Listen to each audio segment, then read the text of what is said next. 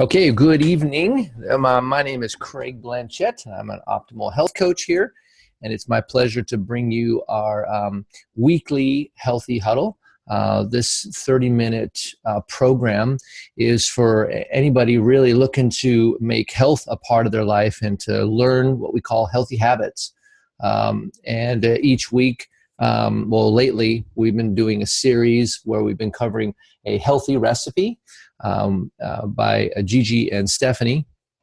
And then we're going to go into a health topic and then have a little group discussion. And so tonight we're going to be covering revolution rolls, and then we're going to talk about the habit of motion. And then you are welcome to stay on at the bottom of the hour each week. We have a second program that starts at 6:30, and it is live. It's at 6:30, and where we go through, we call it Take Shape for Life University, and we go through Dr. A's Habits of Health one chapter at a time. And so tonight, we're going to get right into it. And the first up, we have the recording and the video of how to make revolution rolls. I'm going to I'll post the recipe to the revolution rolls at the end when more people are in the chat, because you won't see it if you come in after it's already on. And so without further ado, we're going to pull up revolution rolls.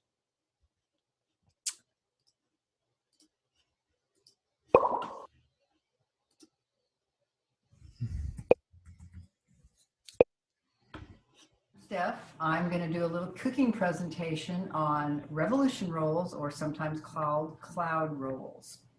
We take 3 egg whites, a pinch of cream of tartar, and you beat it until they are stiff.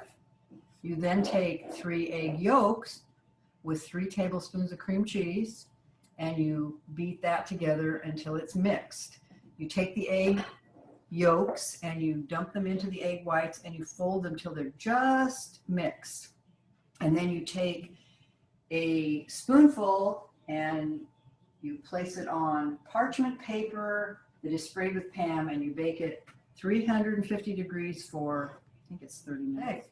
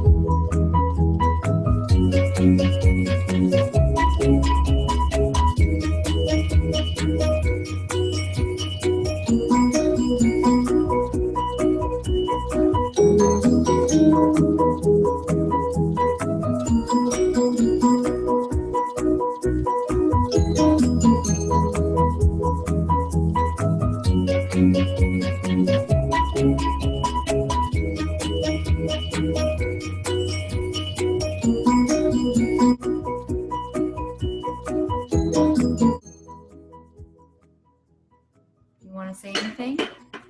These are the revolution rolls, and you can eat them just like they are, or you can turn them over and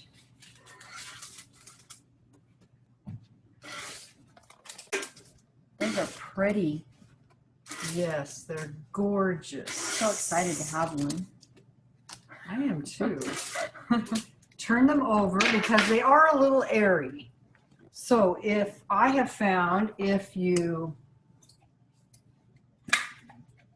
spray them with a little bit of olive oil, or you can use I can't believe it isn't butter.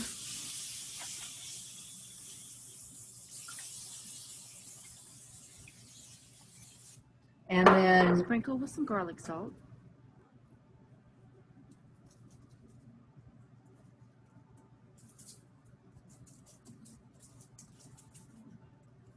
and then a little Parmesan cheese. Put them back in the oven until the cheese is melted and you have garlic toast. Still all on plan, but something about making them into garlic toast makes them have a little more substance. So they're not quite as airy as they are when they're just the rolls. And then you just put them back in the oven until the cheese is melted. Go. Okay, these are our Revolution rolls made into garlic toast. And if you eat 2 of the rolls, it's 1/3 of your lean for your lean and green meal. It's 1.33 of your condiments. And if you turn it into garlic toast, it's 2 of your healthy fats for the day.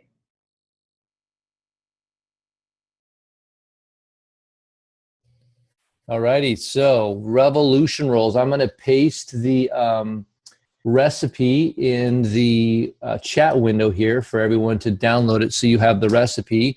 And that was an example of how to make it. And so we have Steph here.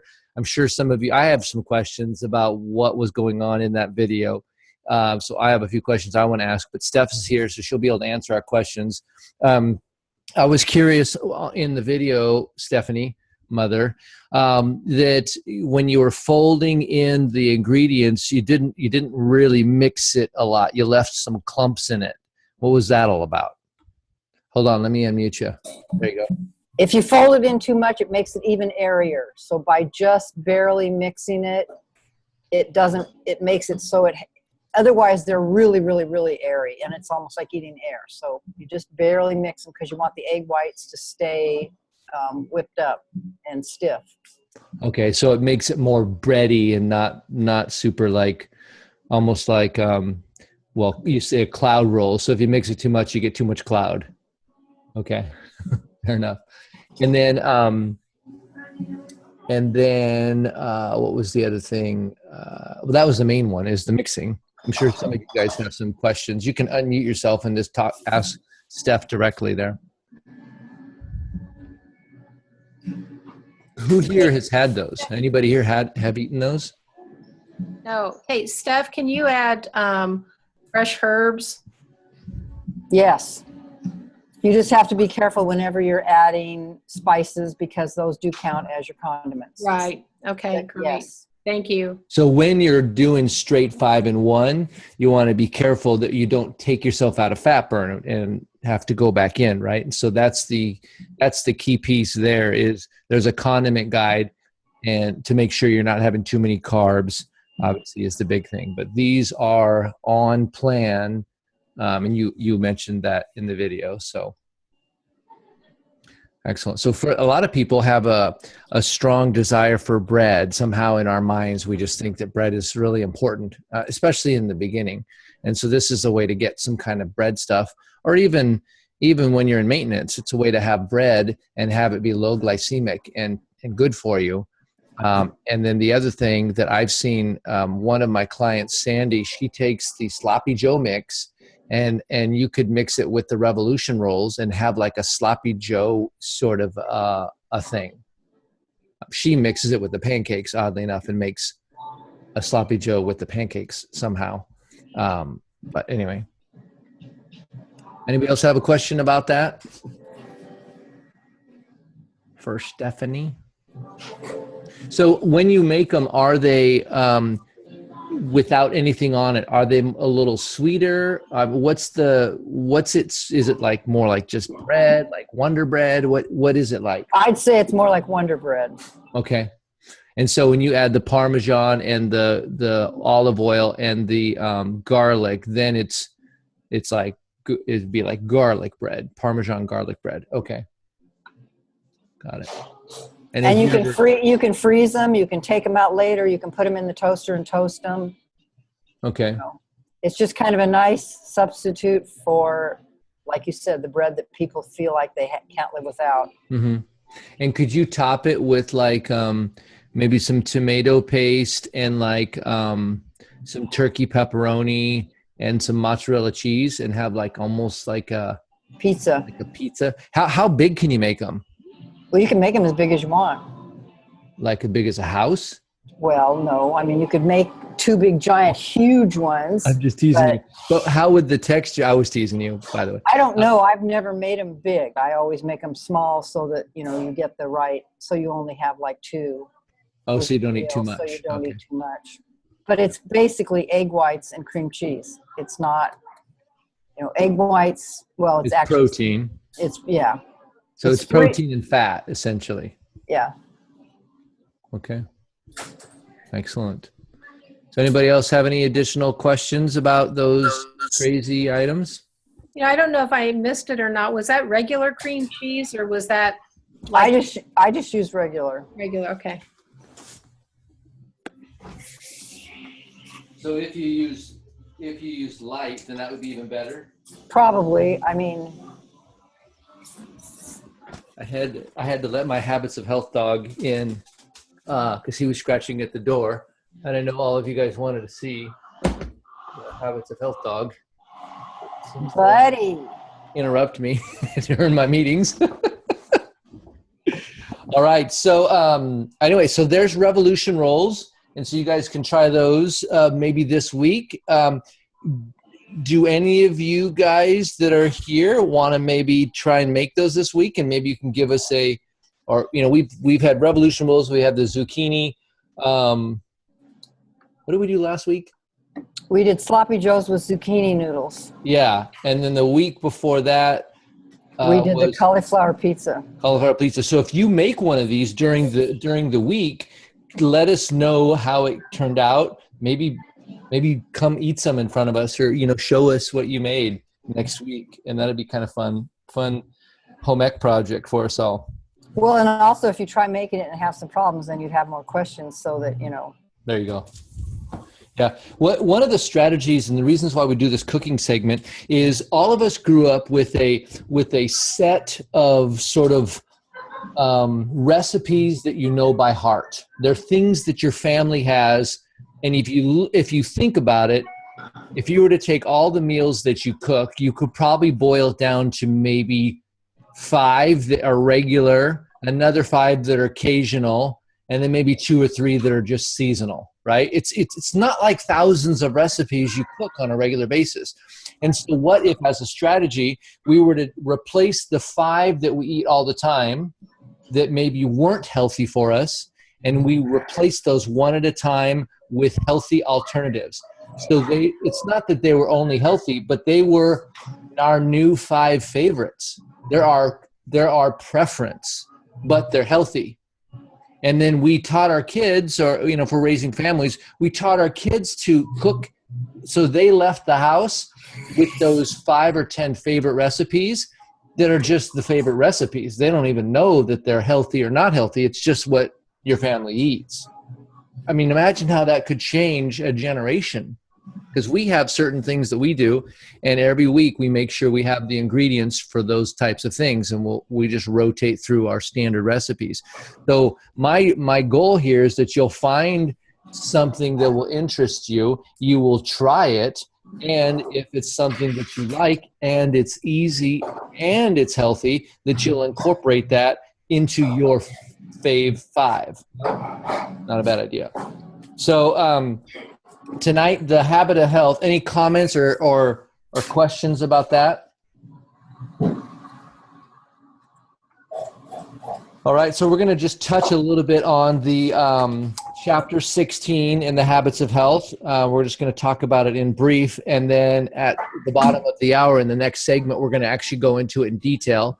And we've got a guest speaker coming on, Debbie, who's a new health coach, and she's going to share some experiences that she's had.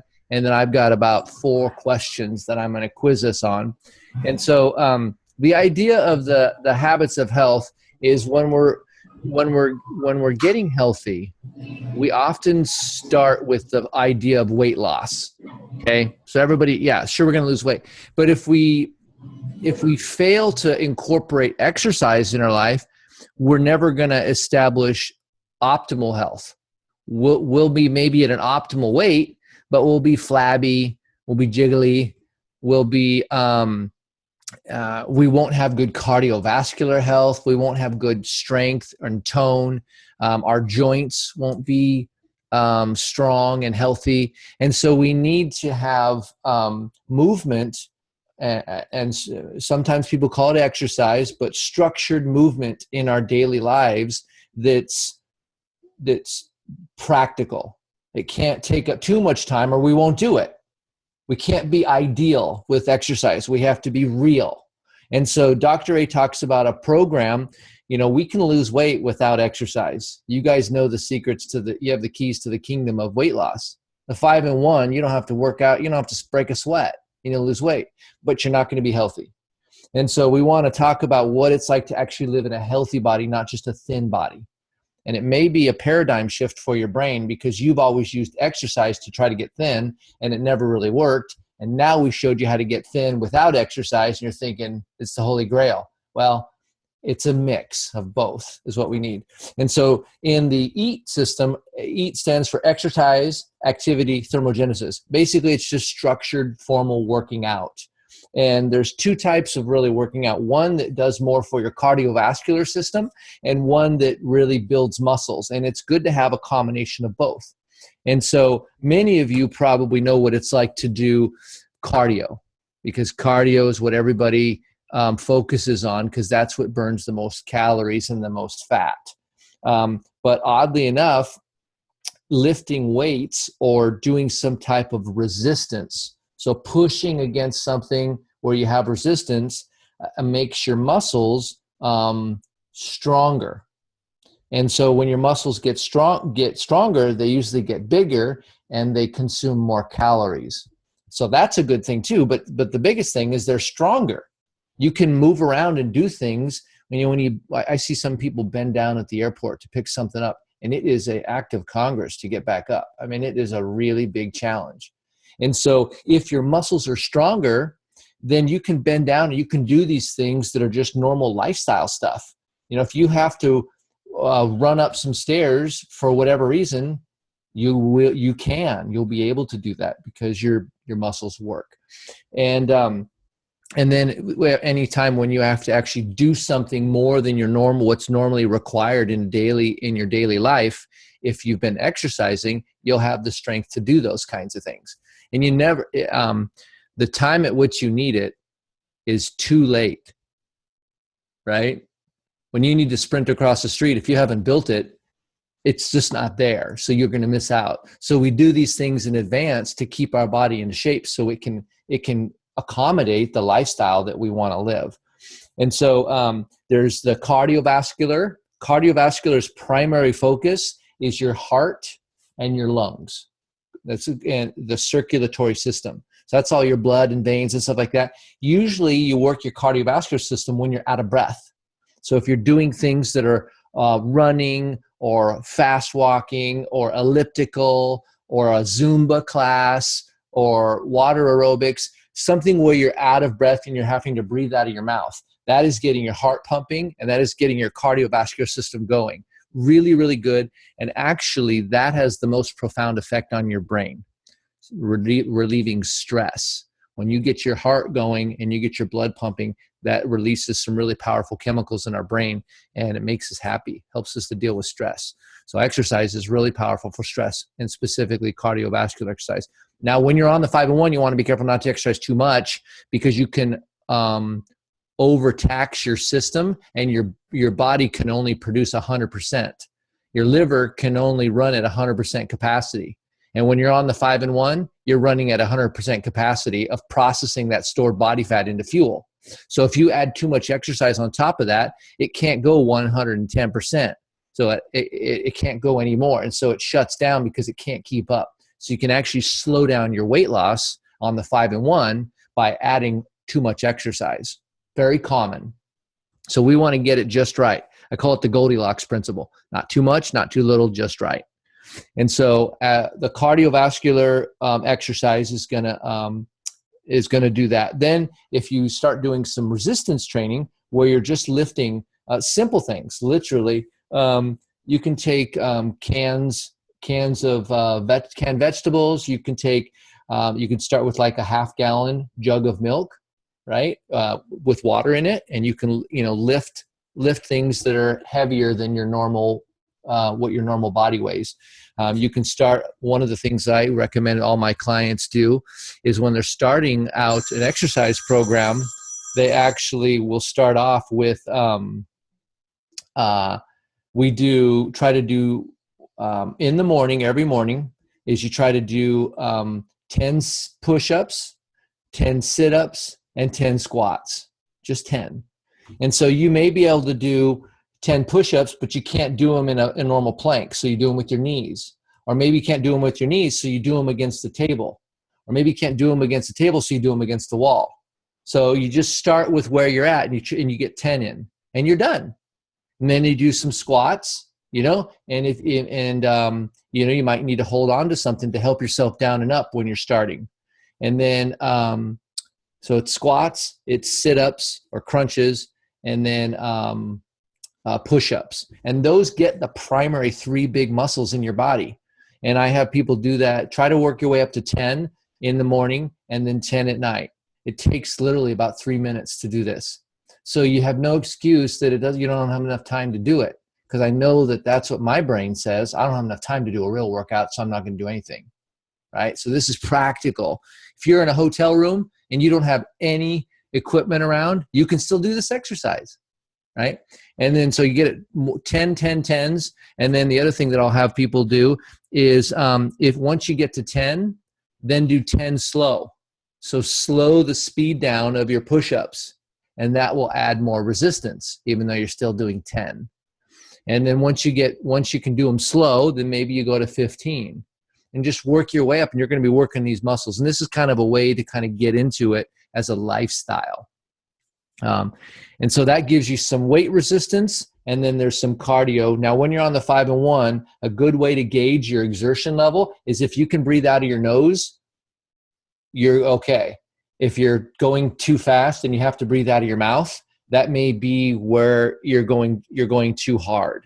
And so that's just kind of everybody has a nose and a mouth. And so if you can concentrate on, I can still breathe out of my nose, then I'm probably good. So you can push it a little bit more. And when you get out of breath where you can't breathe out of your nose, then you maybe want to back off a little bit. And that's kind of a safe barometer as to what on average people can do as far as output and still maintain a constant, consistent fat burn. So, all right. So I have time for maybe 1 or 2 questions on this, on what I shared. We're going to go into a lot more depth here at the bottom of the hour as we cover chapter 16 in depth. But does anybody have a question before we jump over? Okay. Well, what I'm going to do is I'm going to stop the recording.